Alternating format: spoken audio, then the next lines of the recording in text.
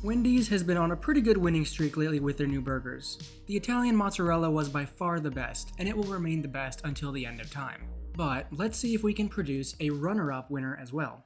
The Wendy's Loaded Nacho Burger is the chain's attempt at gaining a little ground in the Tex-Mex arena, rivaling places like Taco Bell and Del Taco. According to the official Wendy's website, the burger comes stacked with, quote, a quarter pound of fresh, never frozen beef, American cheese, hot and crispy corn and tortilla strips, spicy chipotle sauce, poblano queso, lettuce, tomatoes on a jalapeno cheddar bun.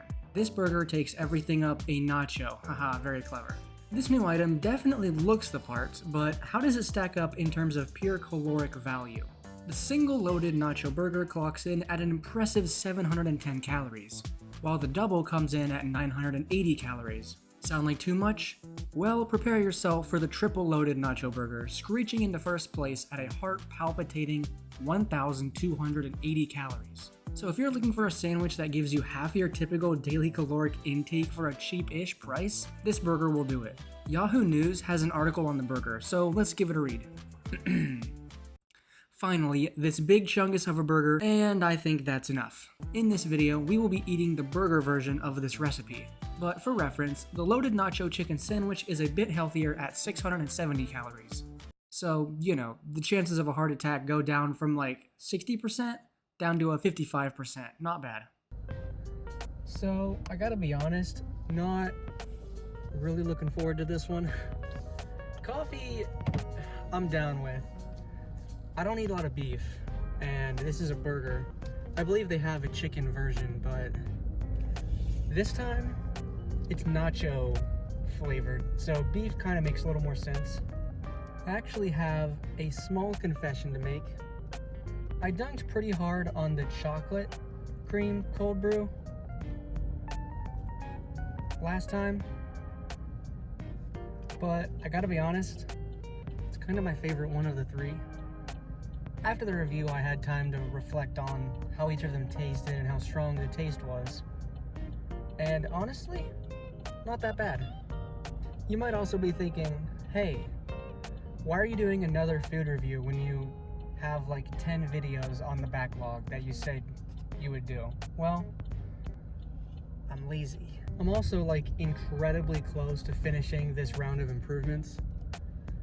They're gonna make the longer video essays really stand out. Hopefully, that's the plan.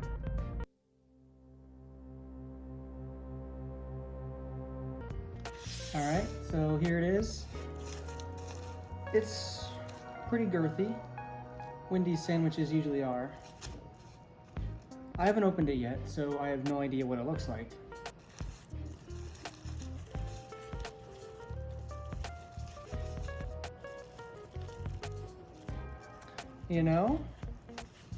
It looks like garbage. I mean, who the hell stacked this thing?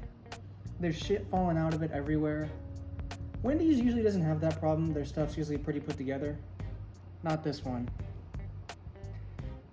There's a lot of toppings on this, as you can see. Now, I'm going to eat this American style, which means all the healthy shit comes off. Alright, well, even though it doesn't look pretty, it might still taste good. For the record, the best sandwich Wendy's has ever made, or burger, whatever, is the Italian mozzarella. That thing was pitch perfect. The perfect bun, perfect meat, toppings, cheese, sauce, everything was perfect, down to the last minute detail. Second place, maple bacon chicken. That's the sandwich that got me obsessed with getting everything Wendy's. Alright. Let's get a cross section.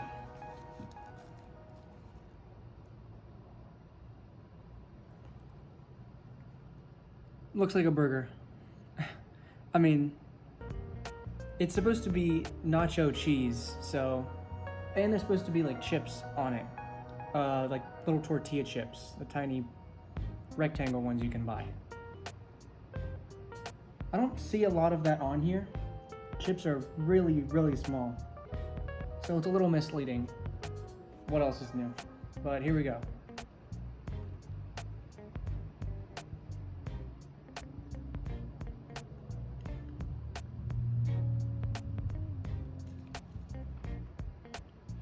You know what? That's actually pretty damn good. I do not like nacho cheese generally. Sometimes you gotta be like in the right game day mood for it.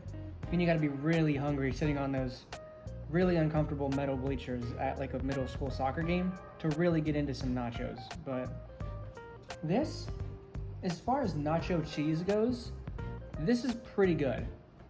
The best nacho cheese out there is Rico's. I know Cinemark uses it in their nachos, or they did at some point. I think they switched to Tostitos. At least my local location did, the one that I worked at.